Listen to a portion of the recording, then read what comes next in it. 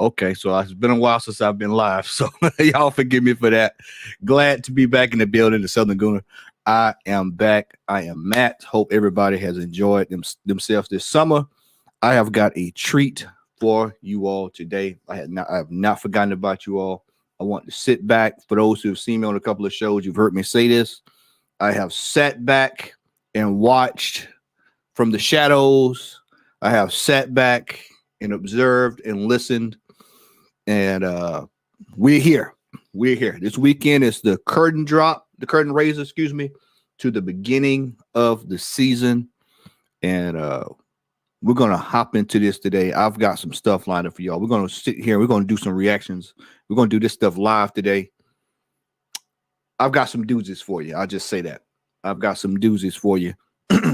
But before I get started on that, let's give everybody a shout out. Let's give a shout out to brother Chris, who is in the building. My good man, Lenny Moon, is in the building.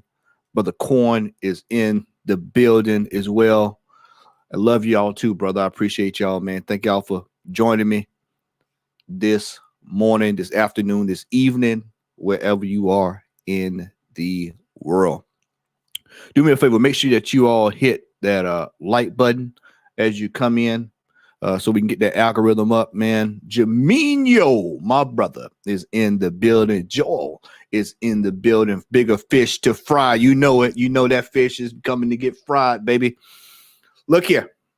Let's not delay things. Let's not delay things. I'm going to be trying to get to these chats.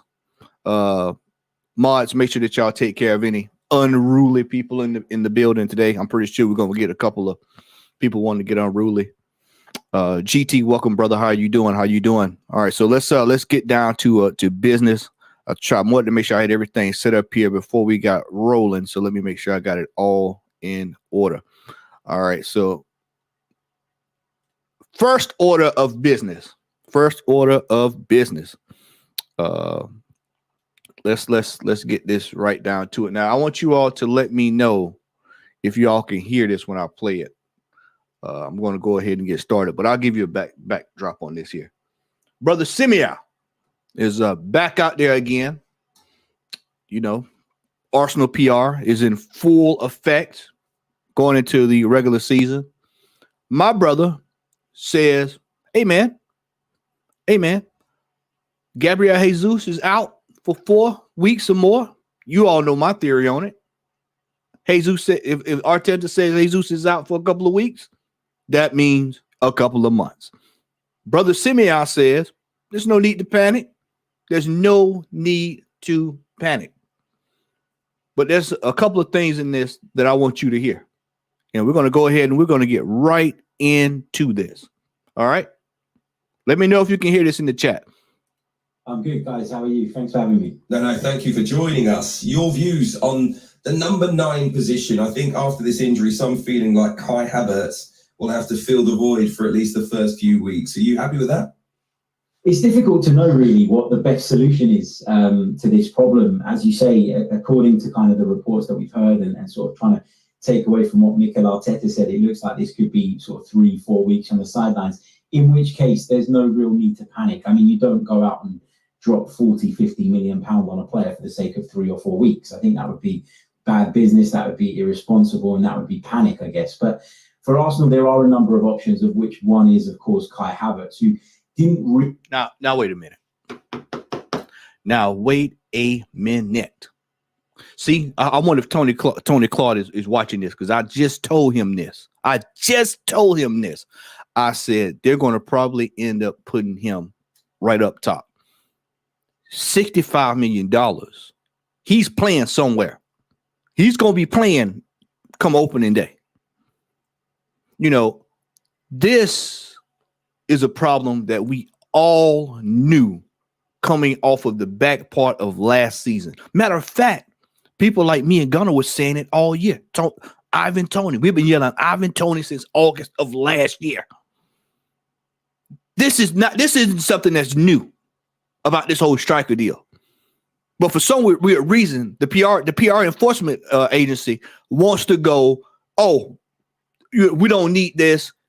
We've got problems here. we don't have any problems here. All is well. Nothing to see here. Jesus has not scored 20 plus goals his entire career. Now, I'm not knocking Jesus. Y'all know I like Jesus. We have Trossard in this team. Trossard was brought in January. We paid good money for him. How many times did Arteta start him at forward? The man should start. Balogun is in the team, but he gets no play. Kudus from Ajax is now an option, but we've got two here. This is why sometimes I don't understand this football club. I don't understand this football club. We have things in place already. We've got Trossard, we've got Balogun. But for some weird reason, that ain't cutting it.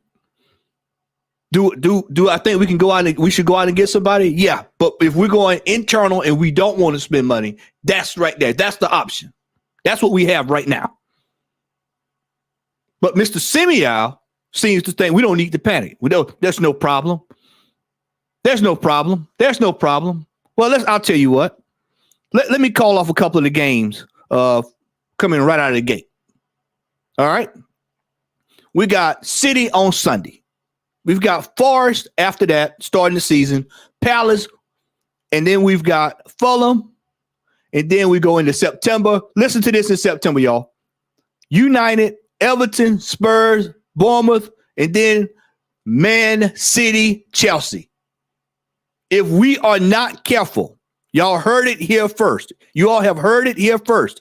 If we are not careful, we're going to be in major trouble by the time October gets here. We're going to be in major trouble. I don't care. We're going to get into Nketiah later on. We're going to get into him later on. Just hold tight. If you think that that's going to get us over the line, I'm here to tell y'all this season is going to be very, very, very, very tough for a lot of Arsenal fans. This is going to be one hell of a season this year because we're getting it right out of the gate. And I told people I was going to hold people accountable this season. After that debacle last season, I'm holding people to the fire. I'm not playing around this year. I'm calling it like it is. Like it is. And when I see stuff like this, instead of him going on TalkSport demanding that we go out and spend some money on a quality striker to solve this problem, to get us prepared, to have us in order, we're 1 week away. I want y'all to let that sink in. We're 1 week away from the start of the Premier League season, and we're still talking about players that need to come in. We still have dead wood in this team. I told Gunnar yesterday, we have the same team from last season with 3 or 4 new players. Let that sink in. We still have dead wood in this team, and $5 million or $3 million for Austin Trusty ain't cutting the mustard. That ain't. I don't want to hear that. He never even played for the team. He doesn't even exist as an Arsenal player because we never saw him. We heard about him, but we never saw him. He's a phantom. That was a phantom signing. So when you look at this thing, are we really better than where we are? Brother Rice, Declan Rice, has to settle in. Yeah, we know he's good, but he has to settle in. You know, Kai Havertz. Like I told Tony Clark the other day. Well, what's your thoughts on Kai Havertz? Well, Kai Havertz he's only scored 2 goals in preseason. I mean, that's more than what he did last year, but that's preseason. You know, I sat here and I watched. I sat back here in the shadows and I watched when we played Barcelona. We're gonna play a couple of those clips. Just hold tight. We got some stuff on the docket for y'all today. I got some good ones. I sat back and I watched these fans. These fans were going over the moon. Oh, man. It's just a preseason game. Manchester United. Oh, man, there's no need to get upset. Oh, no. You sit here, you watch. Oh, then we beat Barcelona. Oh man, we can beat Real Madrid 10-0. It's as if people have not thought about where we were a couple of months ago. We are the laughing stock of the footballing world. Our fan base makes us the laughing stock of the footballing world. We get up here, we get people in positions like this, and instead of them getting up there saying things that actually should benefit the team, we get up here and we pander. Panda bears is what we call them. Panda bears. They're just pandering. This is pandering. This is the same joker that came out this summer and said he was all in for Kai Havertz. Not saying that he was for him all year long. I'm calling this flip-flopping out this season. And I'm holding receipts. The receipt, I have a ledger. I'm keeping receipts this year. I don't care what people think about me. I'm calling it like I see it this season. I'm calling it like I see it this season. Really do great in that position for Chelsea. I've been a big advocate of the Kai Havertz signing, but not necessarily as a centre forward. So it would be wrong of me now to say that he should just automatically go into that position. I think Eddie Nketiah is probably the one that Mikel Arteta would turn to. He looked quite sharp at times in the Emirates Cup game yesterday against Monaco. What game was it? There's also the option. Wait a minute. I got to go back. Let me go back. Go into that position. I think Eddie Nketiah is probably the one that Mikel Arteta would turn to. He looked quite sharp at times. All right, y'all know what time it is. You know what time it is. I got to get him.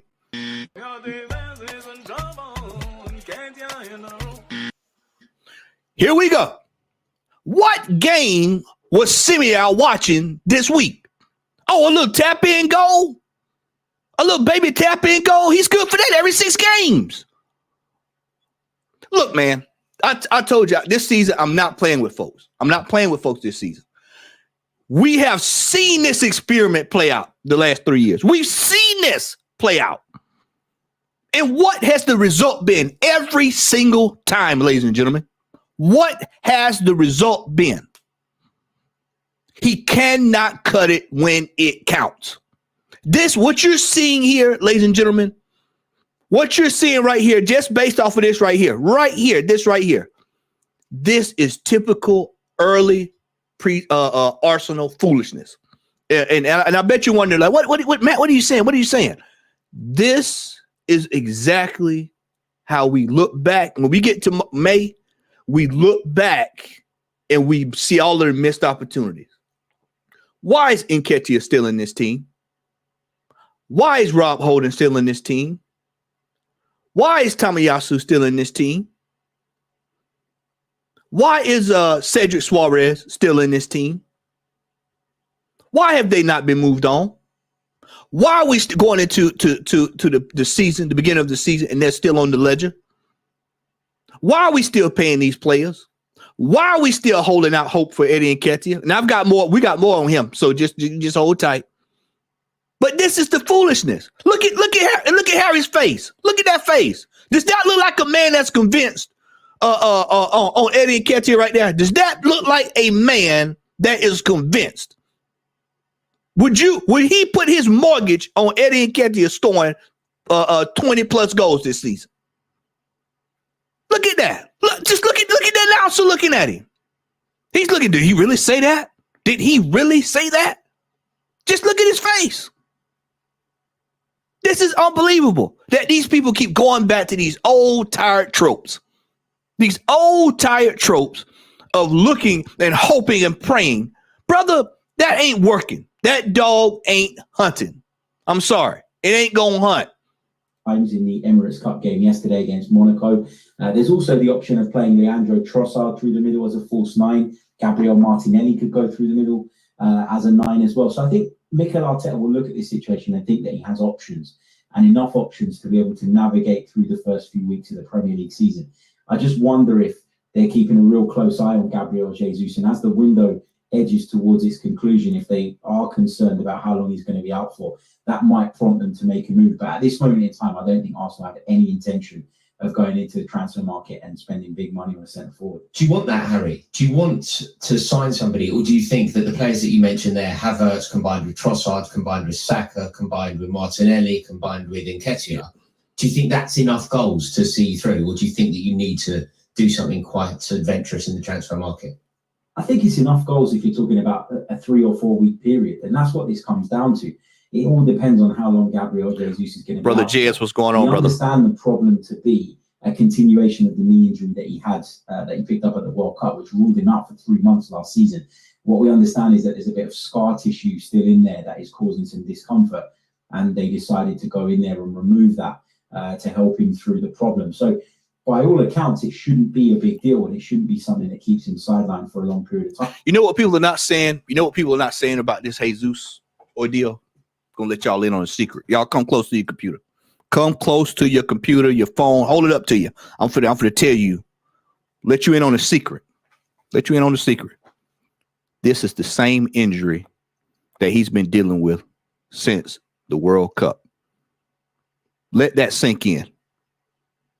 When you go in for arthroscopic knee surgery, and he's only been playing preseason games and training, things of that magnitude, and they're talking about going in to get a scope, that's a reoccurring issue. That's a reoccurring issue. This is an issue that has not been resolved since the World Cup last year. You know what that means? He's probably going to get injured more often than not this year. Now, doesn't that sound like something straight out of the Arsenal playbook? Players are injured over and over and over and over. They come back. They play 3-4 weeks. I'll be honest with you. I watched Emma Smith-Rowe the other day, and I was praying he didn't get hurt. It was good to see him out there. And I saw some people slating him. Oh, man, he's not. The man hadn't played football in the whole damn year, just about it. So it's just good to at least see him back out there. I mean, he played in the U20s, U21s in the summer, whatever. So, he's up to speed a little bit. But Arsenal, playing for your country and playing for Arsenal are two different things. Especially with Arsenal, the way Arsenal play. It's two different things. Two different things. So it's good to see him playing for Arsenal once again. But these injuries, this is something I want people to put a bookmark on. You heard it here first. This is the same injury he's been dealing with since the World Cup. So I don't want Arsenal to go and buy the wrong player or to panic and go and spend money on someone that would only be coming in for a 3-4 week period. I do think, though, in the sort of building process of this squad, the next thing is to go out and get another very good number 9, because Gabriel Jesus is brilliant. People keep looking back at his record last season, and I think they often overlook the fact that he missed 3 months of the campaign through injury. So that's why his goal numbers maybe aren't as attractive as they probably should have been. I think that was, that's the obvious thing to look at first when you're assessing how he did. But it's what he gives us off the ball as well. There's very few that press better than him.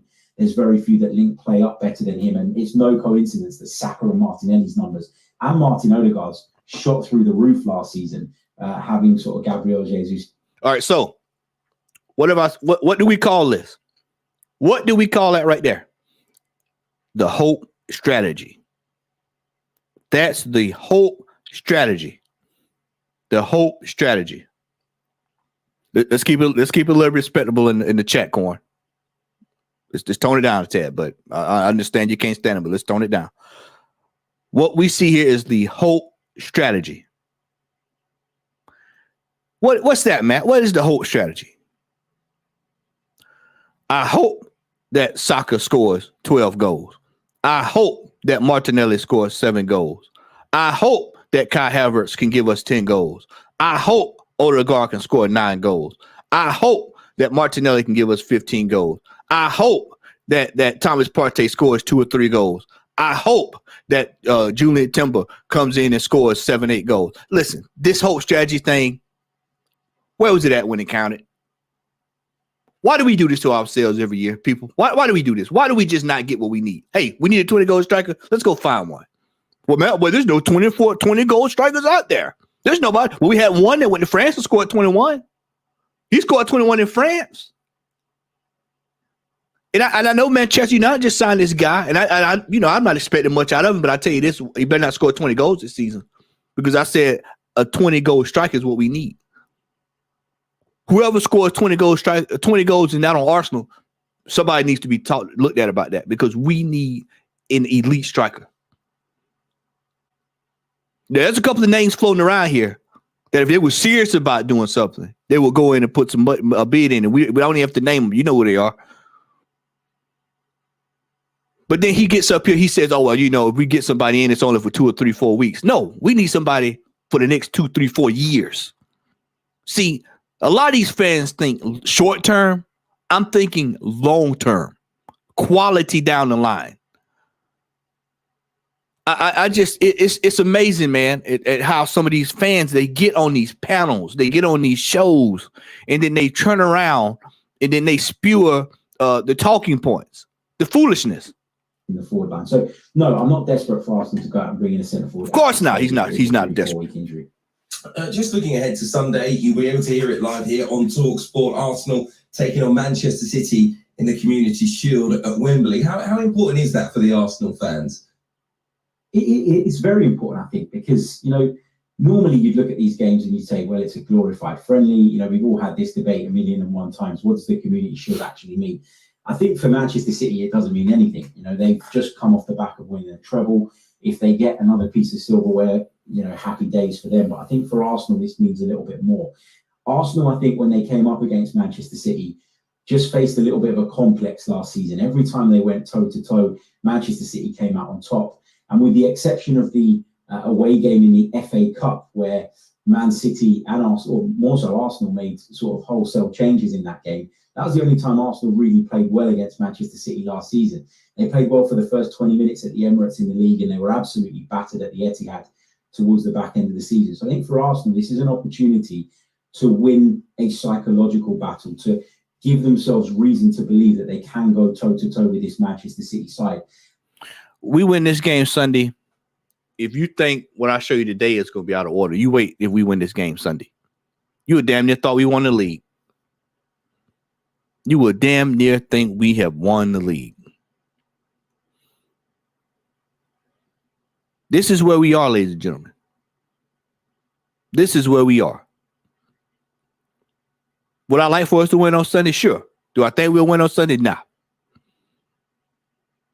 I don't see it.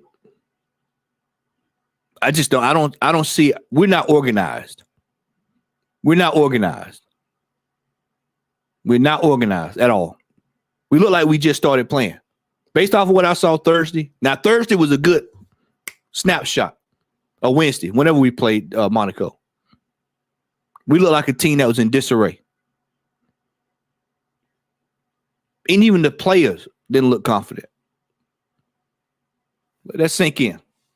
And that they're able to take points off them. Because at the end of the day, you can't expect to win the league if you can't take points off of your closest rivals. And Arsenal felt like they were a million miles away from doing that in the league last season. So a victory on Sunday would, I think, kill some of the doubt that's maybe in this young group with regards to how good they are and how ready they are to compete with Pep Guardiola's side.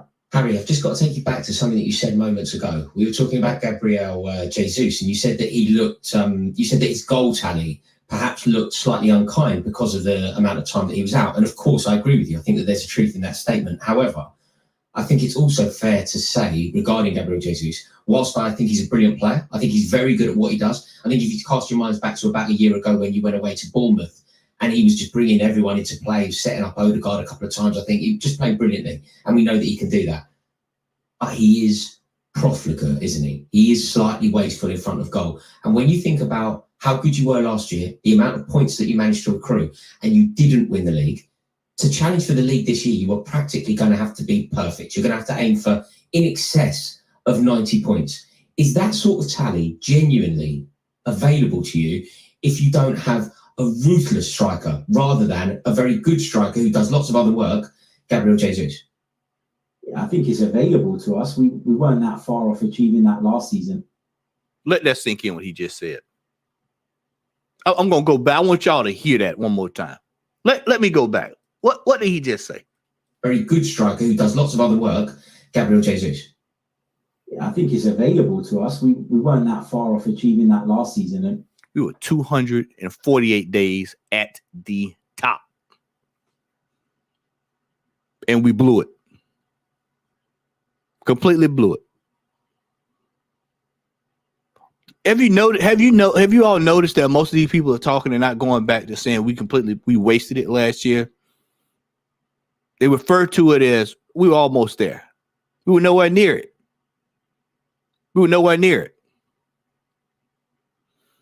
This gentleman, I don't know who this gentleman is on the left, but that gentleman brought up a good point. What did I say when we opened up the show today? What did I say? Jesus has yet to score 20 goals a season in his career that I know of. It ain't happening, bro. I don't think he's gotten past 16. It ain't happening. This is an argument that I keep saying goes back to last season. We knew we needed a striker last season. We knew that. And here we are again, going into the season, having the same discussion. We were without our centre forward for 3 months, as I said, and it wasn't because we weren't scoring enough goals. As a collective, Arsenal scored a ton of goals, and Arsenal looked hope strategy threat because of their ability to sort of spread the goals around the team. You never knew who to pick up. Odegaard got into double figures. Saka did. Martinelli did. Jesus overall did. And then you've got even people like Granit Xhaka who contributed 7 or 8 league goals. See, that's the hope strategy. I told you, hope strategy. I hope this person score. We hope that person score. We hope this person score. We hope this person scores. It's ridiculous. It's ridiculous. And instead of him just saying, you know what, this is cool, this is great. But if we had another striker that could give us what we need and everybody else does this, we're in really good shape. But instead, we're hoping and praying that we get the same output from last season. We're hoping it. What's up, Hybrid Local Badger? Good to see you in the chat, brother. Jaminho, excellent point. Gabriel Jesus wasn't able to start up front for Man City when they had no striker at the club. You would think that if he was elite striking, he would be. First off, they wouldn't have sold him, and 2, they would never bought Haaland, and 3, he'd be starting right now for City. It ain't happening, y'all. It's not happening.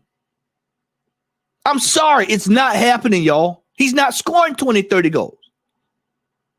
I'm sorry. And the reality of the situation is people need to stop looking for that. It's not going to happen. I'm sorry, it's not going to happen. That was unheard of 2 years ago. So for me, it's not really a goal problem. The problem Arsenal had at the back end of last season was that they were just really, really poor defensively. Now, you can put that down to William Saliba's absence to a degree, but there were other sort of factors in that. I think when Thomas Partey's form dropped off, Arsenal struggled to control games in the midfield as they had done earlier on. Let's just call it like it is. Rob Holding is still in this team. Jorginho is not good enough. We still have holes across the defense. We've got issues. We couldn't score when we needed to score. You don't have a striker that's going to score when it counts. Or we don't use strikers. Let me rephrase that. We don't use strikers that we have in the team that will score when it counts. We rely on the same old draws. And then when it's all said and done, and when it's egg on our face, then you'll see the tide turn, and then people start saying, we need a strike, we need this, we need that. I've been telling you all this crap since last season. So I think for me, the concern was the defense. Not being able to maintain those defensive levels is ultimately what cost Arsenal. I think it's really, really unfair to keep throwing criticism at Gabriel Jesus, because I think if you watch Arsenal week in, week out, he brings so much to the team that you can almost excuse the fact that he maybe isn't as clinical as the very, very best. Mikel Arteta knew exactly what Gabriel Jesus was when he signed him, and he took a decision that this guy coming in would give the team more than just goals. He wasn't brought in because he was expected to score 30 league goals. If he manages to do that, happy days, but he was brought in because of what he can bring to the group, to the collective, to the attacking unit, because he's probably the best pressing centre forward in the Premier League. I'd go as far as saying that, in terms of being able to lead that line and constantly hassling people, harrying people. Let's go back. Just watch these two guys' reaction when he says that. Let's go back. Let's go back. We're going to be here a while today, y'all. So I'm just let y'all know we're going to be here a while. I got some good stuff lined up. So it's been a while. To score 30 league goals. If he manages to do that, happy days. But he was brought in because of what he can bring to the group, to the collective, to the attacking unit. Watch these two. Probably the best pressing centre forward in the Premier League. I'd go as far as saying that, in terms of being able to lead that line and constantly hassling people, harrying people, winning the ball back high up for his team. He's not even a big guy, yet you can send a long ball up to him and he can hold people off and bring the ball down with his immaculate control. I think he brings so much more to the table than goals, and I think it's just people looking for a reason to have a go at him, to be honest. Harry, I do finally want to ask you, as an Arsenal fan, you may have seen an interview today with your goalkeeper, Aaron Ramsdale, which is one of the most remarkable interviews and one of the most. Now I'm gonna play just a snippet of this, and I'm gonna scoot through. I hadn't watched all of this part here, but I'm gonna play this little snippet just because I want to make a point right quick. I want to make a point. I just want to make a point. And for the record, before I say this, I have no ill will at all towards the topic. I want to bring up a point in regards to this. Open interviews I think we've seen from a current player for quite some time. He says that he will no longer stay quiet when he encounters homophobic comments in the dressing room or on social media. He says he wants football to be welcoming for everyone so that his brother, who's gay, can attend matches without fear of abuse. He was writing in the Players' Tribune. Let me say something right quick. And that's unfortunate that happened to his brother. But I want to say this. Why is it that our football players are worried about everything else except their jobs? Why is it that Arsenal players are all over the place doing everything else except their job? Why? But that's okay, Mr. Ramsdale. You want to be everywhere else except your job? Somebody's coming in to do your job for you. It is time out for our football players. If you got something you want to say, that's cool. I'm an action man. Go do it. The club is paying you to be successful. Well, that's up for debate. For me, my intention, your job is to do your job. You know, this whole thing we got with Zinchenko. Hadn't played much in preseason, but I guarantee you he'll be starting on Sunday or either next Saturday. Everything except redeeming yourself from losing a title where we were 240 plus days at the top. Everything else. They're concerned about everything else except titles. This is the stuff that sends me over the edge. Like I said, it's unfortunate that happened to his brother. That's unfortunate. And I think it's despicable. But brother, you can handle that several different other ways. We're getting ready for a season.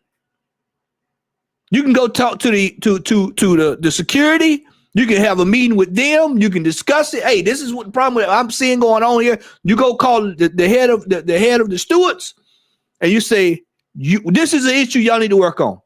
Going global, social media. I'm speaking. No, I need you talking about we're winning a title next season. We're making up for the foolishness that we did back in May.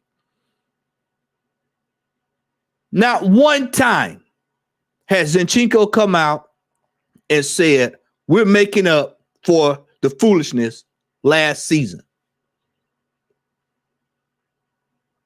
This is why I hate when players talk too much. When we got a lot of players in this club, and they're enabled by the PR machine to go out and speak. They talk too much. Not enough playing and success, but a whole lot of talking. And added he felt bad for the Tottenham fan, who assaulted him after the North London derby in January. He also revealed, though, that his wife had actually suffered a miscarriage just 3 days earlier, and I think he appealed during that article. You know, I'm going to fast forward through some of this. We're actually proud as an Arsenal fan that we've got somebody in between our sticks who is, you know, an incredible person as well as a really, really great goalkeeper. It takes a lot of bravery to come out and sort of open up the way that he did, particularly with regards to his brother. I think everybody feels sympathy with regards to obviously the talk about the miscarriage and what happened there. No, and another thing this club needs to stop doing: stop dragging emotion. What is the emotionalism? It's this emotional to get tied into players so that if they make a mistake, you will love them no matter what. It has to stop. It has to stop.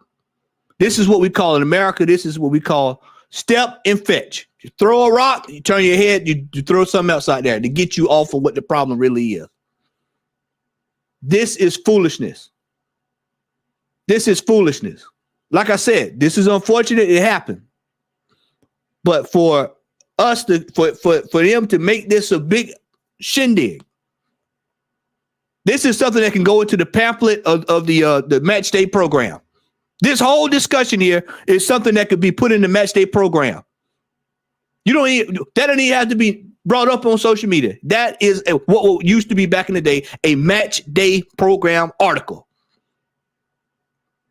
But what they've done is they've got out here, and now this has become stuff that goes into the PR machine to drive up emotionalism, which our fan base just loves to suck up. Just loves to suck it up. This is Harry Simeon, ladies and gentlemen. Like I said, I watch him every once in a while, but I'm gonna hold him. I'm gonna hold him to the gun. I told y'all, every time I see this kind of behavior, I'm calling it out. Let's get to the other elephant in the room, ladies and gentlemen. Let's get to the other elephant in the room. Let's get Mr. Simeon out of here, and let's go down to Delusion Boulevard. Delusion Boulevard. Shout out to brother Arsenal since 1987 in the building. My boy Carl Rossi checked in there, brother. Good to see you, man. As he states that following your club should be an escape from the issues of the world. Arsenal, some players can't help but force it down our necks. Exactly. Like I said, it's unfortunate that happened, but that's a match day program issue. It's a match day program issue. You can put that in the book. Let the people read about it at the game while they're sitting there eating popcorn, eating pies, and sipping on juice. We don't have to hear about it. We don't have to hear about it. We need to be hearing about how we're going to fix this mess from last season. That's all I'm concerned about, is how we're going to fix this mess from last season. Cyborg Ninja is in the building. How are you doing, brother? Bunch of soft players win, and we need the winning mentality. Exactly. We need it. So we're getting ready to go right down Delusion Boulevard. And I'm trying to figure out which one of these I want to do first. I think we're going to go this way first. I think we're going to go with this one first, because this is even the most crazy of the lot. One of the most craziest of the lot. Let's get this lined up here. Shout out to Lee Gunner for sending me this yesterday. I think it was yesterday you sent it to me, brother, if you're watching. I had to go find it myself. When he sent it to me, I had to go find it.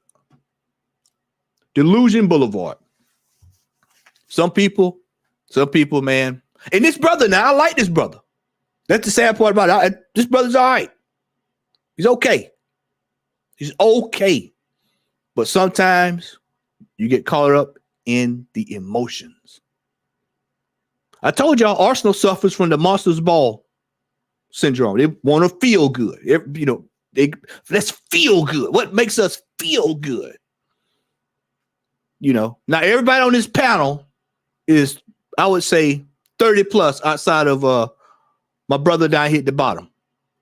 I forgot how old he is. He's a youngster. But everybody else knows better. And especially these two know better about what's getting ready to be said here. All right, here we go. I've just worked it out. The player that Kai Havertz is probably most comparable to and not in terms of ability, but I've just worked it out. Are you thinking Thomas Muller? No, Okay. I was thinking more Kaka. Okay. We're both crazy, I'll be honest. No, Thank you, Turkish. Thank you, Mr. Turkish. Crazy. Here we are. I've heard him compared to Bergkamp, RVP. Now it's Kaká. Next week, it'll probably be Johan Cruyff. What is up with this? This is what you know what this is called, man? You know what this is called? You know what this is called? Now, it's not called delusion. This is when you're wanting something. This is when you're trying to sell yourself. You're trying to convince yourself that the player is actually good. And Arsenal fans do this a lot. This is something we are notorious for. We'll get a player. You know the player is not up to snuff. We saw it with Vieira. We'll talk about him too later on.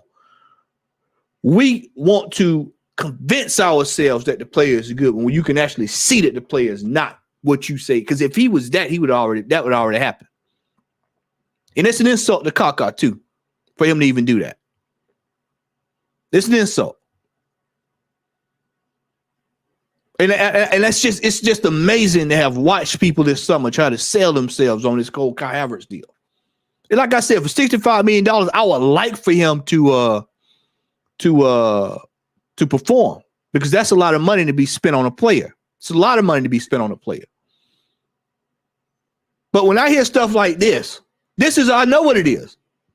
This brother knows deep down in his heart of hearts, this man ain't up to snuff like that, man. But he sat around, he's watched enough Leverkusen highlights to hop on this panel, and he think he's going to sell folks on this. I mean, just look at Brother Turkish. What? That's what he said. He said, what? He said, what? It's unbelievable. Unbelievable. This is what they do. And then the young brother here, like I said, he hadn't been around the block a while. But even Mueller, Thomas Mueller.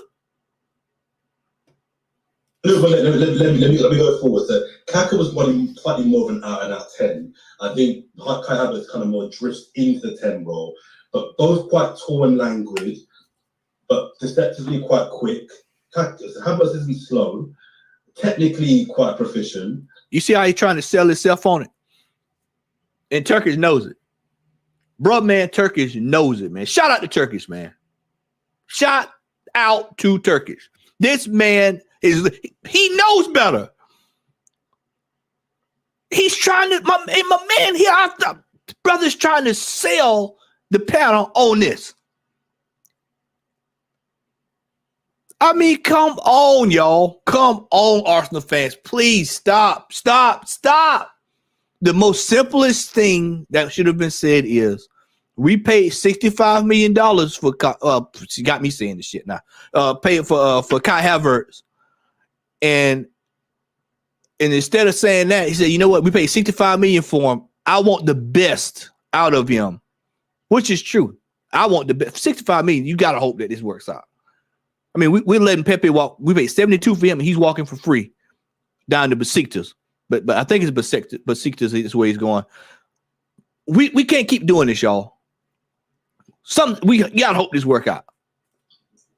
I don't know. I think Arteta thinks that Kaka is the mold of player that Man.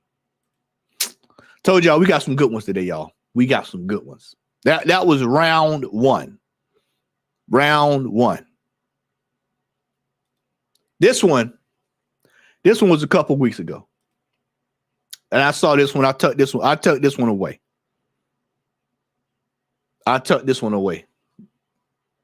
And so I wanted to bring this one out.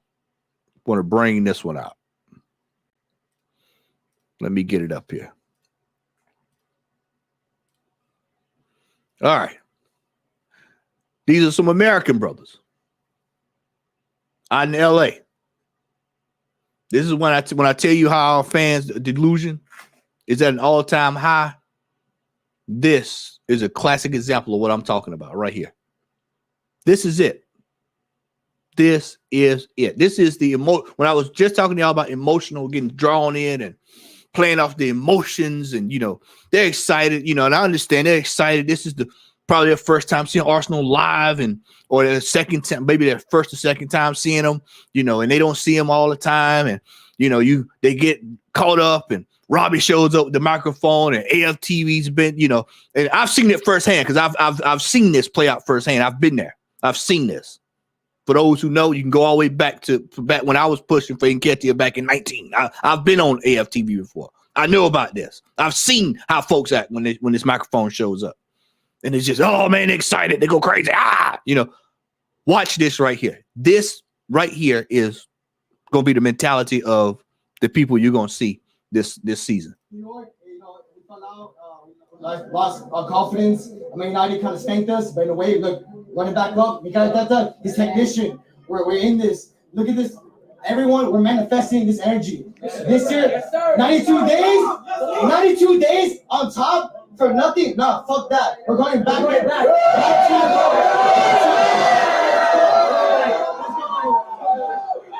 Shout out NTV. Shout out LA Gooners, Los Angeles Gooners, Fort Lauderdale, Craig, all the boys. Shout out my dad right here. Sport Boys, Peru, and all you boys. I love LA. I love this family. I love Arsenal.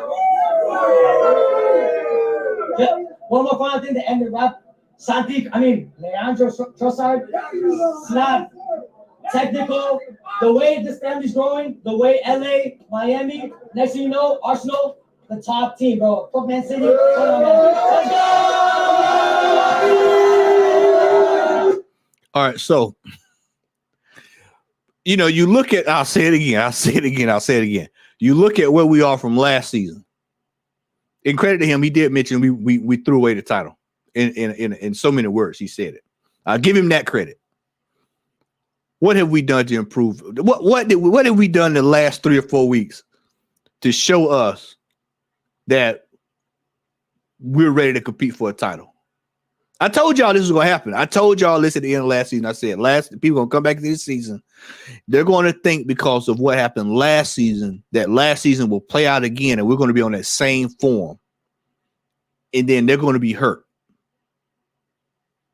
Do I need to call October back, call out the games for September and October back again? We don't have the luxury. Shout out to Brother Sullivan, if you're watching. We don't have the luxury of the schedule, the fixtures like we did last season. But we had about 7, 8 gimme games right out of the gate. This season won't be easy. Won't be easy. We got Champions League in there now. We played 1 game a week for the most part of last season. And where we are now, where are we at now? We've got all fronts. All fronts. And we've got fans jumping. Look at him. He's kissing. Look at this. I just noticed this. He's kissing Robbie on the chin. Look at this. He's kissing him. These are the fans that will say, you know what? We were going for it, but 4th place is just fine. We'll take 4th. Be careful what you wish for. These are the fans that will be saying that when it's down, when we're sitting in 5th, 6th, 7th, 8th place, and the realistic fans know that the season is almost over with, and we're saying that it's time to get rid of Arteta, which I'm going to be saying it, so you might as well get ready. Get ready, because if we're not winning the title this year, he needs to be gone. We don't win anything this year, he needs to be gone. This gentleman. And these 2 fellas here will be the 2 gentlemen that will say, be careful what you wish for. Who will you bring in that's better than Arteta? Oh, we're rebuilding again if we start over. Those are the phrases you're going to hear this year. Get prepared. Get prepared. I told you I'm a straight shooter. I'm calling it out this year. Calling it out. These are the type of fans that will be the ones sitting on the Twitter, which we'll get to him in just a second. I got another one that's on the Twitter. The delusional fans. Delusional.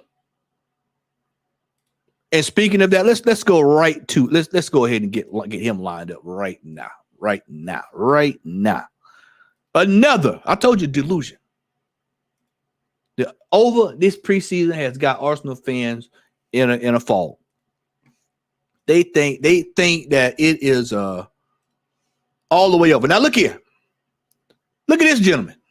Fabio Vieira really suits that right wing Bernardo Silva type of role. Look at this. And shout out to the brother Ali. I'm gonna give him a like right here live so y'all can see it. Shout out to this. Are you watching the match? Because clearly this man couldn't have been watching football. He couldn't have been watching Arsenal versus Monaco earlier this week. And shout out to the brother again. He comes in. He said, if you think he's been good, you either need a lobotomy or get your eyes checked. And I agree. I agree 100%. I mean, this is unbelievable that we've got people sitting out here saying this kind of foolishness. Unbelievable. It's shocking. Shocking. Everybody, see, let me break something down. And shout out again to Jez in the chat. Jez will know where I'm coming from with this. Jez is going to know exactly where I'm coming from with this. We have a section of the fan base who has never experienced what we experienced in Jez's case in the 70s and 80s and the 90s, and for me, the 90s and 2000s. The 90s and early 2000s. I have seen us win titles, trophies, and celebrate. I've seen it. These fans are getting what we call hand-me-downs. They're just getting a hand-me-down. Hand-me-downs.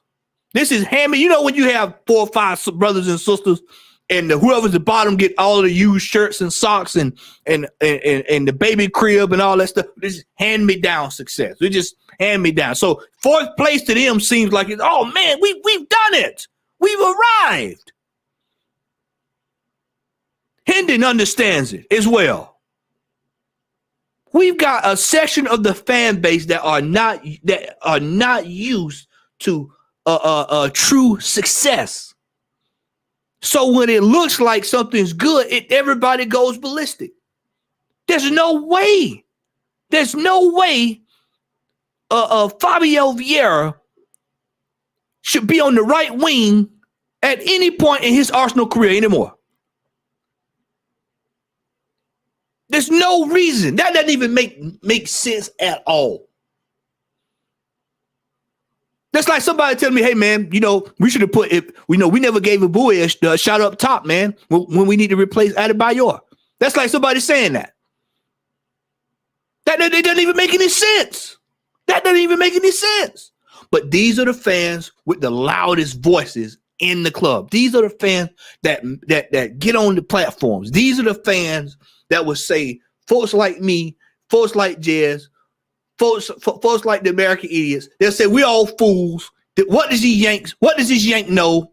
These are the fans that take the shots in the comment section. And when it's all said and done, this season will be the season of I told you so. I'm just telling you now, this season will be the season of I told you so. Shout out to Mama Flossie in the building. How are you doing, sweetheart? Good to see you. Good to see you. Microwave football, right here. Microwave football. This is what the youth movement of this football club, they want microwave. They want it feel good, quick, feel good. I told you, Monsters Ball. Holly Berry sentence. Let's feel good. Feel good. Anything to make yourself feel good. To convince yourself that I told you when we were talking about the brother on the Forever Arsenal, that Brother Bob he sat right there and he said that this man compared him to Bernardo Silva. Bernardo Silva. Vieira. Get out of here, man. Unbelievable. Unbelievable. But then there's another section of the fans. There's another section. But the same delusion now. Same delusion of fans. And now they are back. They are back demanding this gentleman to the carpet. They're saying It's time to bring him back. We've seen this over and over and over and over. And they want him back. And they said, get him back. I'm going to get him lined up. Y'all bear with me here. Bear with me. I got quite a few of these. Like I said, I got some good ones today, y'all. We're going to have a good time. And here we go. Here we go. Belgium. Make it again. I said it was a bit flat to tight, and I saw you put a face in the back. What a really good performance from Arsenal today. Listen, it was a fantastic game, man. We were playing against a good side. Yes. And listen, you got to give it to them. And it was a good way of ending the preseason campaign, which is fantastic. And listen, why is the game they want this players to be doing? I just don't understand what. Do you think how Arsenal we are going to beat Monaco 5-0 or 6-0? And now after last year, we beat Seville 6-0. I wanted to see that performance almost was that. But that was the stage here. Monaco is a quite different team, and they got fantastic players, and we saw it. So listen. So the brother Belgium says, "Hey man, that was a fantastic game, man. We played a good Monaco side. You know if Ben Yedder would have scored his goals, we would have lost that game, right? We would have lost that game. We went out there. Let this sink in, y'all. Shout out to TJ if you're watching, TJ. We went out there, we drew a game, and we had to win it on some made-up penalty kicks. Made-up penalty kicks. And then this right here, this brother here is celebrating. Oh, man, this is a great game. What a great game. This brother, look at this brother right here. This brother right here, man. He's thinking to himself, what is this brother over here thinking about right here, man? It's amazing to watch some of the reactions on some of these fan cams. I mean, this brother here, man, he's like, yeah, man, just look. Just look. Unbelievable. And I'll give Cecil a shout out at this, man. He did say, man, we beat the team last year 6-1. I was hoping for a better result today. And he should have been looking for a better result based off of what we saw. I mean, based off of the team. It's Monaco. It's because a couple of weeks ago, we beat the vaulted Barcelona team. We beat the European giants who are all on the toilet 2 or 3 weeks ago from a sickness. But then we come out, we play a team that's comparable to what we'll probably see the first round in the group stages of the Champions League. That what we saw Wednesday is comparable to what we're going to see in the Champions League. And I told you, for those who watched me earlier this week, I said it, I'll say it again. God forbid we have to go play Red Star Belgrade, have to go out there and play them or play one of these Greek powerhouses. Because we struggle in the places like that. And as frail as we look right now, we're going to get pushed all over the pitch. We're going to get scrubbed up. Arsenal team, they've done well. The players have done well. We've got to give it to them. And I see a couple of positivity stuff in there. But obviously, what was those things? What are the positivity? Tell me some of the positive things. Oh, the way we were moving the ball, quicker. Thank you, brother Jez. Maybe when we are getting to the final third, we got to be ruthless because we recorded only 11 total shot. What was on target? Four on target. If I do remember. Is that good? Is that good in a 90-minute game? Oh well, listen, it depends on the game. No, it's not good. No, it's not good. See, this is another one. I told you. When a person is when these Arsenal fans are put up against the wall and they have to look at Cecil's face, by the way. He knows it. It's the gig is up with Eddie Nketiah. The gig is up. He'll do well at MK Dons. He'll do well at Queens Park Rangers. He might do well down at Orlando Pirates. He may do well over at Columbus, the Columbus Crew. He might do good at LA Galaxy. He might do good down there with Cruz Azul. He might do good down there with UNAM. He might do good over there with Olympic Marseille. Marseille. He might do well over there at team, Go Ahead Eagles. He might do well at all these other teams, but he's not going to cut it here at the Arsenal. He's not going to cut it at the Arsenal. And too many of our fan base have an emotional attachment because we like rooting for the underdog. They are wanting this man to become the next Thierry Henry. And I'm sorry, it is not going to happen. He is not even the new Francis Jeffers. It ain't happening. I'm sorry. It ain't happening. It's not happening. And it's time for us to move on from this man, sell him, get in something that's better suited to get us where we need to be. It is time out. It is time out for this. I am sick of it. I am sick of it. For the last 2 seasons, I flat out know that whenever we have to call on Eddie Nketiah in crunch time, it usually does not work out. It's no different in us calling for Rob Holding when we need him to be in crunch time, and we know how that work out as well. Absolutely not. Absolutely not. Tired of it. Sick of it. Against Monaco, hey, listen, this is a preseason, end of preseason, so anything can happen. Players got to look after themselves. The coach got to be telling the players, listen, you got a game on Sunday, and after that, the league will start.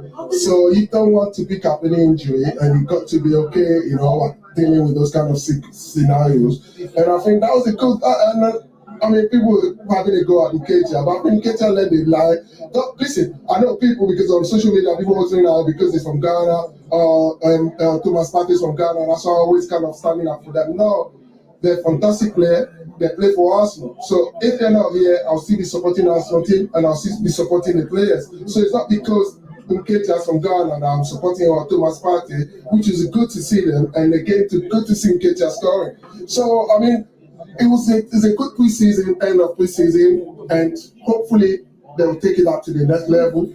I know Robbie was talking about we always get caught in transition because obviously you know that we kind of possession team, and which is normal. Most teams, even Barca, will struggle, when it comes to that. But it's up to the coach because now football, I was saying to people, football is about science and analysis now. So obviously, I believe. Whoa!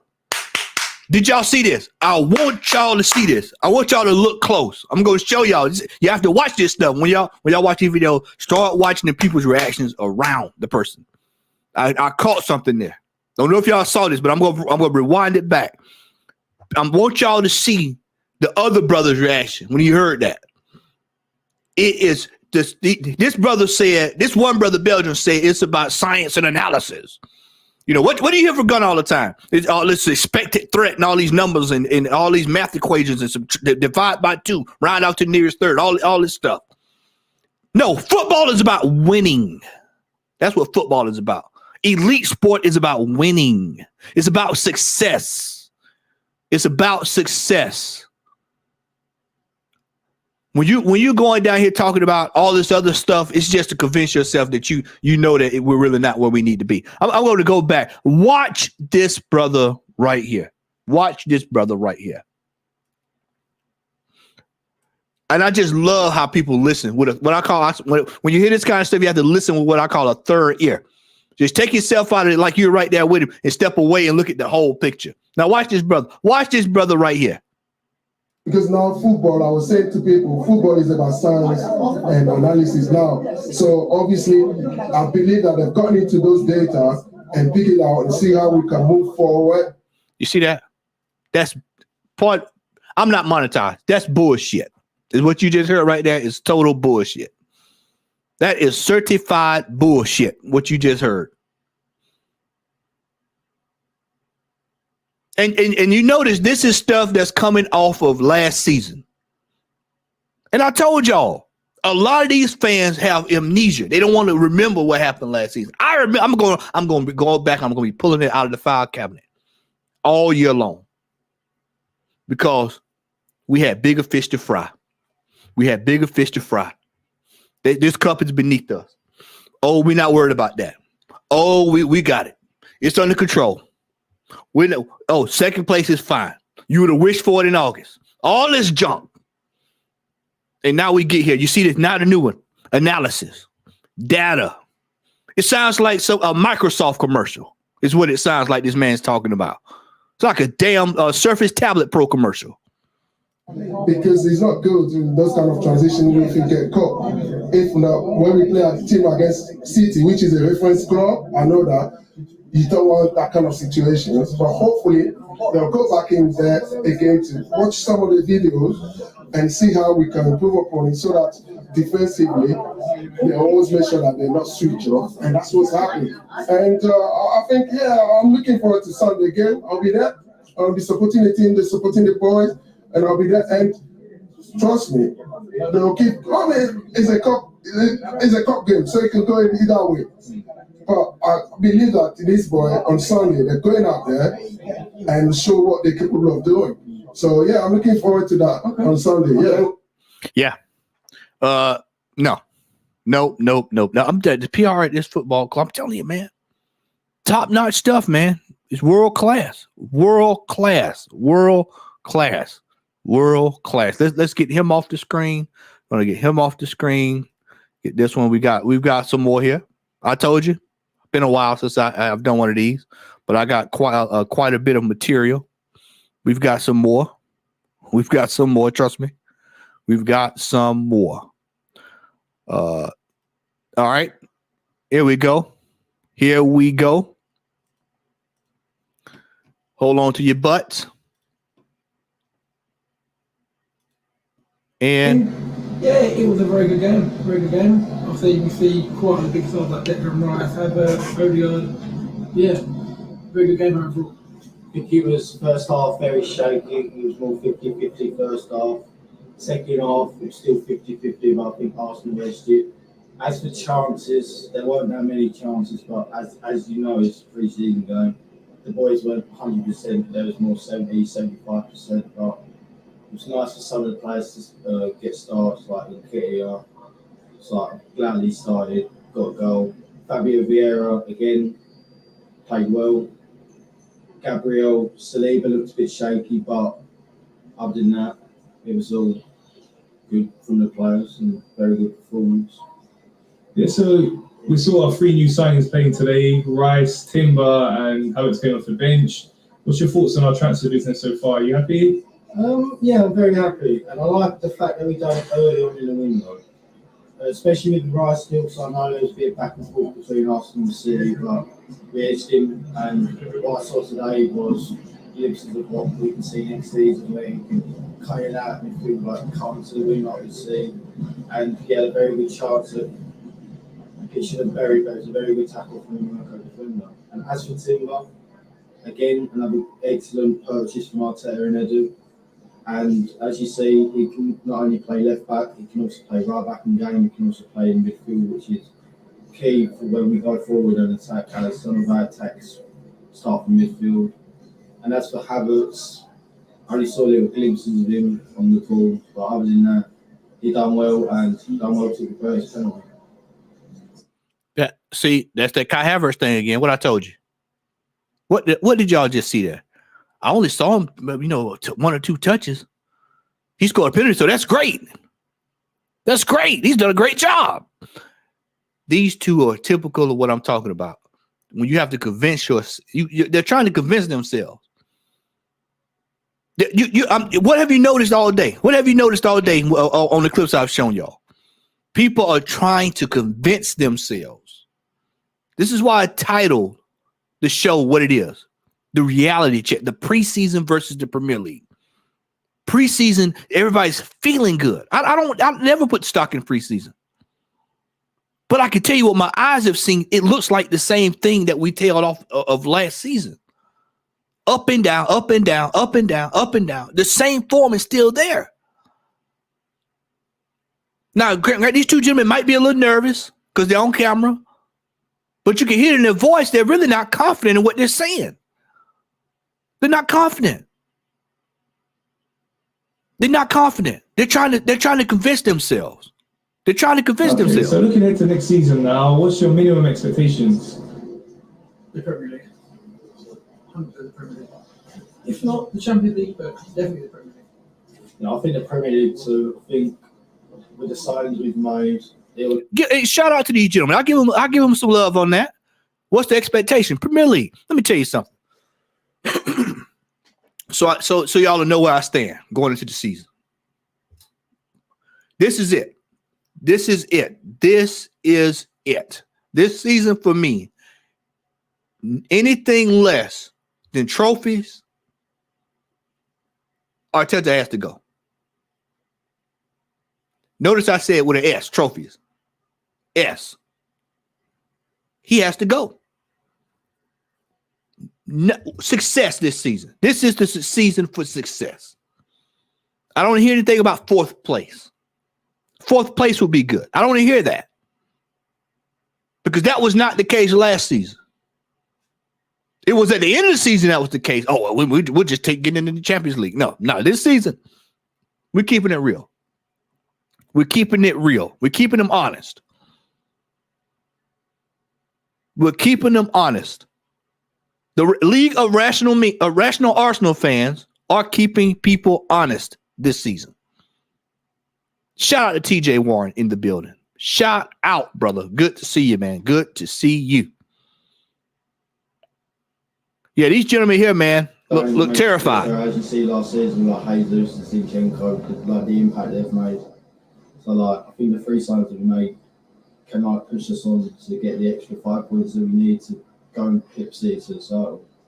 Okay, and who do you think will be the main rivals for us? I think City. I think United could be dark horses, same with Liverpool. I think if Chelsea can find consistency, I feel like they can be up there as well. And like got Newcastle as well, so I think it's just them 5 that could be our rivals, personally. Okay, and I don't know if you've seen the news, it just came out now that Gabriel Jesus is injured. He's had a minor operation, he's going to be out for a few weeks. Do you think we need to go get a strap? Did you see Buddy's face right there? Look at the look. That's the look. See that look? Look at that. I just let that sink in right there. Look at the look on this gentleman's face right here. Look at the look on this gentleman's face. Right here. On the left-hand side here. Look at this gentleman's face. If he would have told him that before everything, I would have loved to have heard what he had to say. Now, it's going to be interesting to see. I hadn't watched this clip, so it's going to be interesting to see what he has to say after that, after finding that out. But the look on his face, I can't believe what I just heard. I can't believe what I just heard. That's the look on that face right there. Look at that face right there. Look at it. Or are you happy to go with Eddie and possibly Balogun if he's staying? I thought we need to get a strike 100%. Either way, if Balogun leaves, we still need a backup strike because if one gets. Shout out to that gentleman. Shout out to that gentleman. This is the cry. Unfortunately, it's too late. Jazz, TJ, Mino, Flossie, all y'all, everybody who was in here last year, we was here saying it last year. We need a striker, Ivan Toney, Hendon, all my peeps. We was in here saying it last year. We need a striker. Guess what showed up now that now that this happened? We need a striker. We need a striker. It's too late now, man. You better. I'll say it again. You better play Balogun. You better play him. No one else. We can play the false 9, but we need an out-and-out striker who can get us 25 plus goals a season. See, I'm a bit different, and I've always had like this argument. It's like people always say we need a 25 plus goal striker, but then I also look at it like this: it was only City that scored more goals than us. We scored 88, which is the most we've scored in a season since 2000. That's the hope strategy. That's the hope strategy. This gentleman on the right, this gentleman on the left, he knows. He knows. You heard the conviction. We need an out striker. We need an out striker. My brother here says, hey man, City only scored a few more points than us. Well, we scored goals because we had this person going in, hope strategy. I told y'all that hope strategy is something serious. 2004, 2005. I don't think we personally need a striker because I think we've got a couple of options that we can use as like a false 9, like he mentioned, Havertz. Another one, we can potentially use as a false number to know Arteta's used, because I've seen last season is Trossard. So I feel like if he can use Trossard and get like the best out of his ability, I feel like Trossard would be. And I give him a pass on that. Trossard could go up top, but that's not how Arsenal works. Arteta doesn't use good common sense when it comes to that. And even that's still a short-term fix. That's still a short-term fix. We need a goal scorer. We need a goal scorer. I'm going to try to come through a couple of these chats here and get them up here on the screen. Let me come down here with this. I have been waiting. Yes, sir. It's been a long time, man. It's been a long time. Brother TJ, good to see you, my man. You know, see here what else we got. You know, earlier in the show, when I was saying that there's two strikers out there, if we really were serious about it, yeah, because they say there's no world-class players out there. There are two world-class players out there. Don't fool yourself.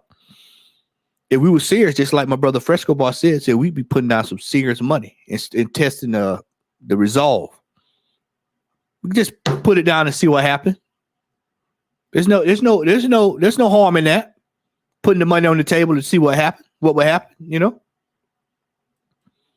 Yeah. Yep. Hit the like button while y'all in here, y'all. 32 in the building, 25 likes. Let's hit the like button, y'all. Hit the like button. A symbol has pulled up to the building. How are you doing, brother? How are you doing? All right, so that is it for these gentlemen here. Let's go. I told you I got some good ones today, y'all. We got some good ones. We've got about 3 more here. We've got about 3 more here. Let's go with this piece of this piece of audio here. Let me get this sorted out here. We're gonna go back over to our friends over at Talk Sport. Talk Sport. All right, here we go. There we go. All right, let's fire it up here. I think I got this queued up right. So talk to me. What do Arsenal do?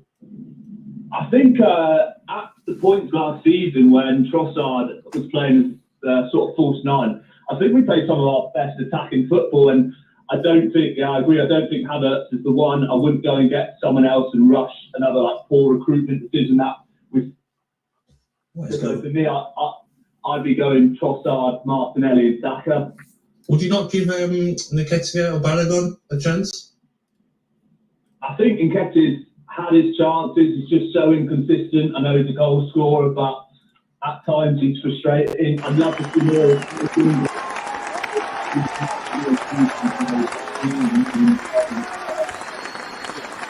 Give this brother a hand clap. Give this brother a hand clap. Give that brother a hand clap. It is time to stop the Nketiah experiment. It is time. It is time. It is time. It is time. It is time to stop it. Shout out to this caller for saying that. He has had his time. Balogun is sitting right there. And more fans need to demand that. Especially ones that are paying to go to these games, these expensive ass games. What are you going there for if you want to watch something you've already seen before? I've seen this. I know this ain't working. Yeah, he might score a goal against Nottingham Forest. But when it's time to get in the crunch, no, he's not going to do it. We've seen this play out. Let's give this brother who scored 21 goals in Ligue 1 a chance. Oh, well, Matt, man, that was a farmers league. Okay, well, tell that to Mbappe. Tell that to Zlatan. Tell that to George Weah. Go tell that over there to Messi, Di Maria. You know, Lacazette scored 31 over there. But what did he do at Arsenal? He still scored 31 goals. The gentleman has done the business at Middlesbrough. He's done the business on loan. What did Nketiah do on loan? Got sent back. Return mail back to sender. It's time for this to end, y'all. Whether you like it or not. It's time for it to end. And I'm glad that the caller has addressed that.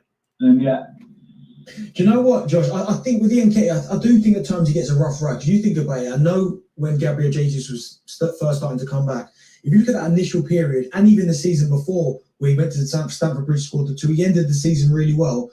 I think, as a kind of a stopgap, I think he done reasonably well last year.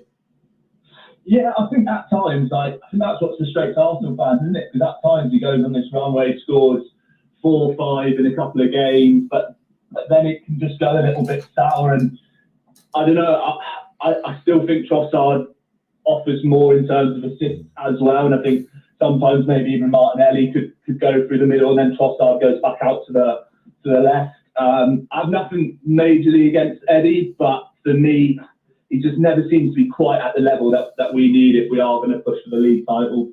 I gotta stop. We got to give him a hand clap, another one, y'all. Let's give him another one. This brother here.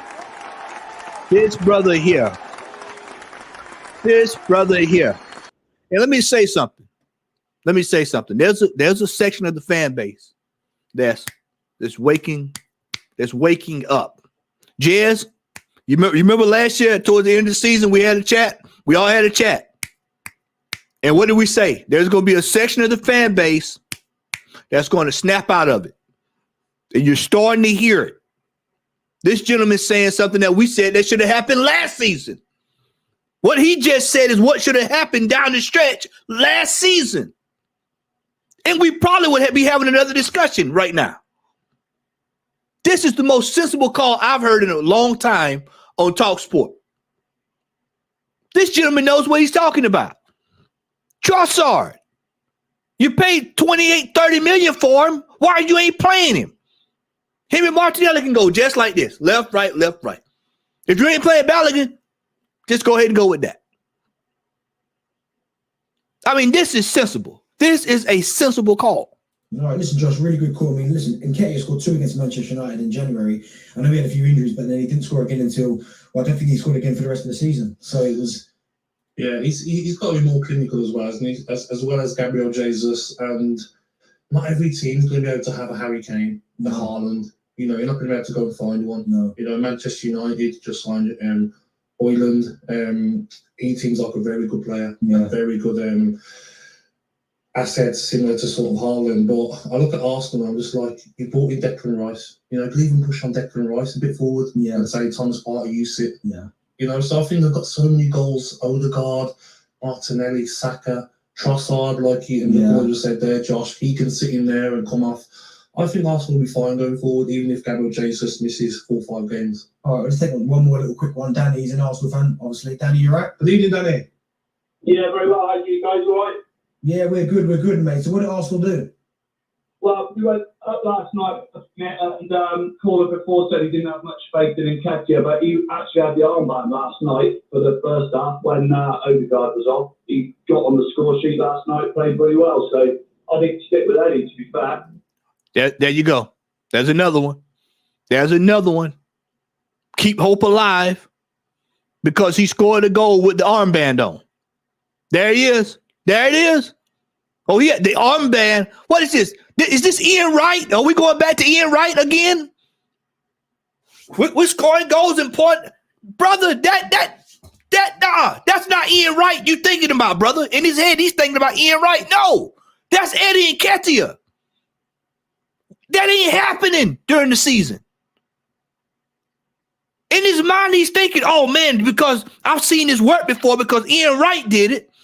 And this is what's going to happen. I can foresee it coming because Nketiah is in the same position. No, my friend. Your mind's playing tricks on you. Shout out to the Ghetto Boys. Your mind's playing tricks on you, my friend. Your mind's playing tricks on you. Eddie Nketiah ain't scoring it. No.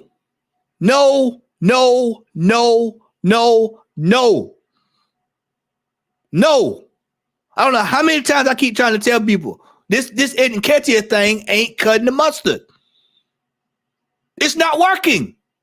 Adam, can I ask you a question, mate? Yeah. What's a good season for Arsenal this season? Got a match last season minimum, really. So you take the same as last season and not winning a trophy? It'd be nice to get a trophy, wouldn't it? Yeah. I just think go well in the Champions League. Take that in again, but City haven't really, they've lost more than they've gained player-wise at the moment, haven't they? So, Listen, Danny, great call, yeah, but we've seen Manchester City lose players before, and then They need them. What do Arsenal need to win the title? still squad depth. Got the experience now that they got close last season. I still think you need squad depth. I still If think you look at Arsenal's bench, say if you start Declan Rice, Havertz, Odegaard, Saka, Martinelli, Gabriel Jesus, you've got Nketiah, Balogun, Smith Rowe, Vieira. You know, for me, Vieira's he's a bit weak, isn't he? Yeah. So you reckon they need a couple more, and then they can really push on. More. Shout out to Mbonga and the brother there. More. Darren Bent. I keep forgetting, man. I had these names. I'm getting old. We've got 2 more clips here. We're gonna go through with this one here, and I'm gonna save the best for last. I got one. I'm gonna save the best for last, and it's not what you think it is. Let's get this gentleman up here. I'm telling y'all, this Nketiah thing, man. They are. I mean, people are obsessed with this thing, y'all. They really want Nketiah to win. They really want this man to succeed. Here we go. You know, he underscores he was bad at the end, but I think, you know, even as he has good pressing, he knows how to work the opposition. And I think he did good. I mean, I have no complaints with Kai Havertz. And he can be playing in the step as the 8 and Granit Xhaka. I mean, he could do it. So I have no problem with him. I think he's very good. Now, how are you feeling? I mean, this is the preseason still. It's going to get real serious in the next couple of weeks. What can Arsenal do this season for you based off of what you've seen so far? You know, I think this season, there's obviously Liverpool to come back in the race, and there's obviously Man City, but I think we're going for the top. We're going for number 1. I think we could do it, especially with our depth and the competition, the team. And I'm always backing Arteta, and I think we could do it. I think we should go for number 1. Why not? We got the players, we got the quality, we got everything. And listen, finally, a big thanks to you. Now, once again, if we got 2 professional footballers sitting on the show, and Bongalhor and brother Bent, Darren Bent, and you just heard Darren Bent just say, "Nah, we need squad there, because we know what's getting ready to happen. We know you got the Carling Cup, whatever y'all want to call it. You've got FA Cup, you've got the league, and then you got the second. I'm gonna throw another one out there. The second half of the season. I think too many people discount the importance of what the second half of the season is. The second half of the season is really the hardest part of the year. And especially when we get to March and April. And I don't know how many times y'all heard me say that. March, April, May, that is when it is crunch time. That is when it is crunch time. The gentleman you heard, I'm backing Arteta. So this is when we know when we're up against the 8 ball come October, November, you'll start hearing them say, well, who are you going to put in? Who's going to come to the team? What manager can you bring in? Just get ready. We'll be seeing this gentleman. He'll be online somewhere telling people that Arteta is the man to lead us the way. Lead us the way. He's going to lead us the way. Shout out to my man, Oregon Gunner. What's up, brother?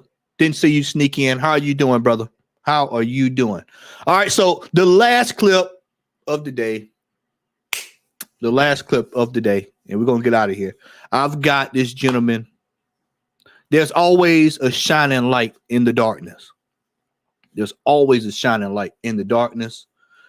This gentleman, you're going to start, like I said, you're starting to see it. You're starting to see it. I'm surprised this even made the cut, to be honest with you. This TJ will tell you, we know how it goes over there. Let me get my man lined up here.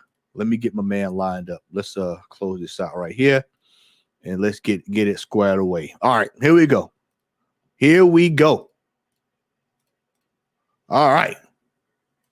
But you know what I'm liking? I'm liking the signings.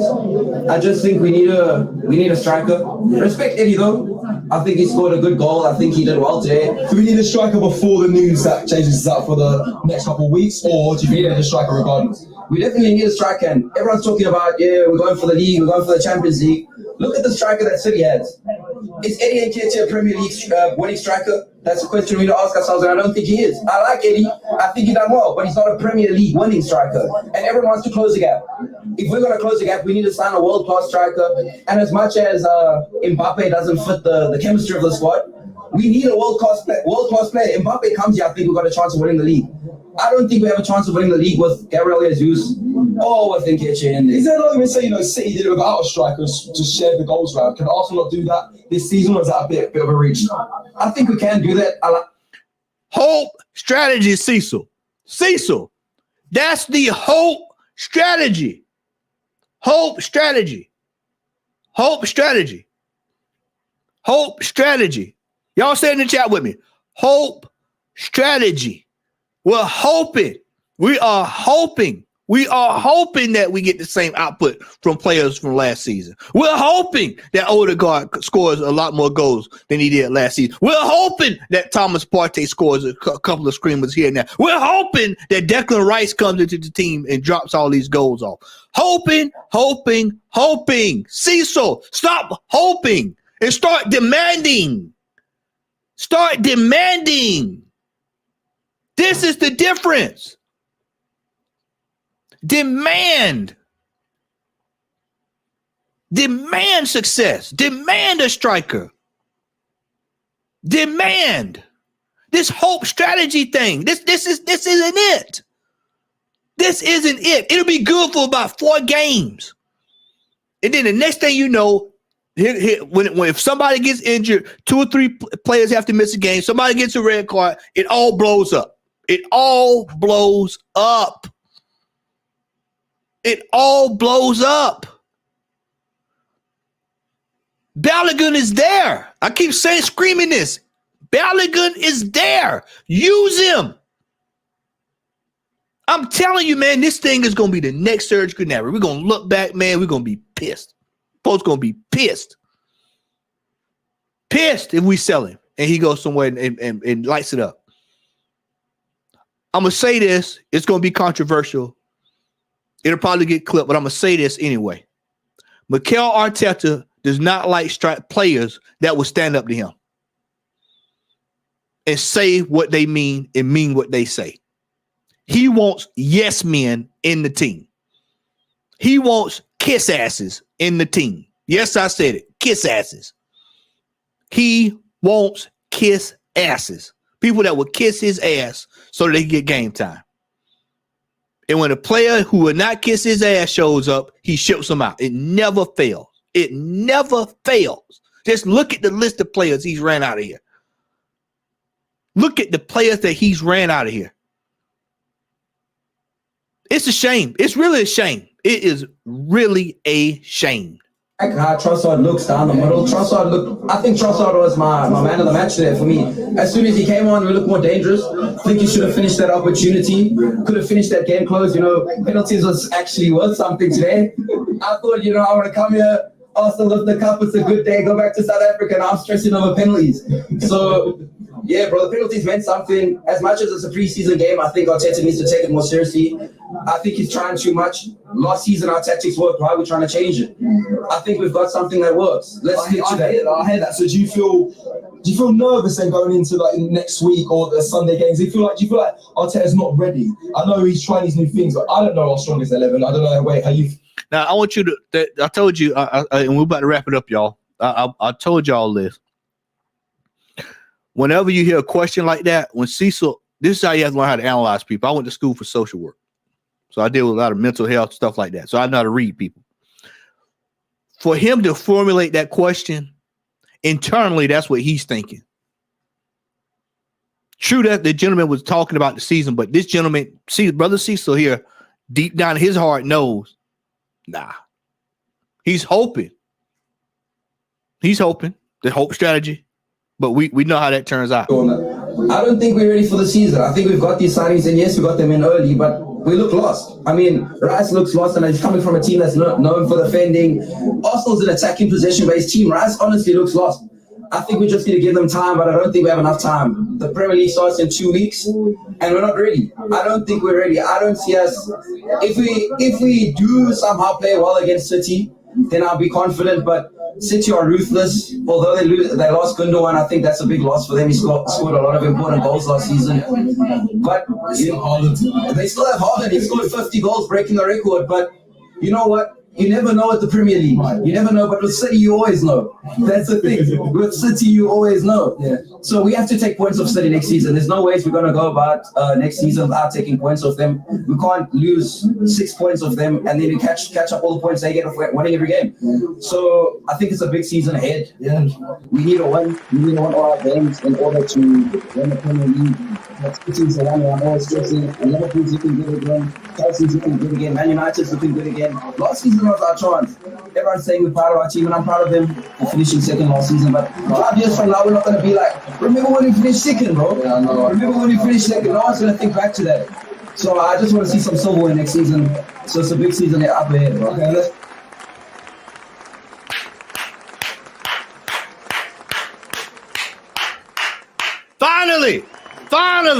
Finally, you can find a needle in a haystack. You can find a needle in the haystack. This gentleman knows. I told you there's a section of the fan base this season that will be the light bulbs will go off, and then bang, you're going to start hearing this more and more. More and more. This gentleman knows. This gentleman knows. You heard what he said about second place? You heard what he said about City? Not when you look lost, not ready. This was clearly whoever was editing that night over at Arsenal Fan TV was just ready to go home. He said, I'm just ready to go home. I upload this. I didn't even look at it. I just uploaded it. And it got up. This is why I said there's a section of the fan base who knows. This gentleman drove, I don't know how many hours it takes to go from South Africa to London. But this gentleman knows. And shout out to this brother, man. Shout out to this brother for going up there and calling it like it is. Calling it like it is. Ladies and gentlemen, I know this has been a long one. We almost near 2 hours. But like I said, it's been a while since I've done a reaction video. And you're going to get a lot of these this year. I'm going to be doing a lot of these reaction videos. People seem to love these. So I'm going to keep doing these for y'all. And like I said, I'm going to call out this foolishness this season. Calling this foolishness out this year. It is time out. Last season hurt me to my heart. Hurt me to my heart. And like that gentleman said, 5 years from now, they're going to look back and nobody's going to be talking about, oh, man, we finished in second place, man. No, it's going to be a case of missed opportunity. It's going to start this year. It's going to start sooner than you think.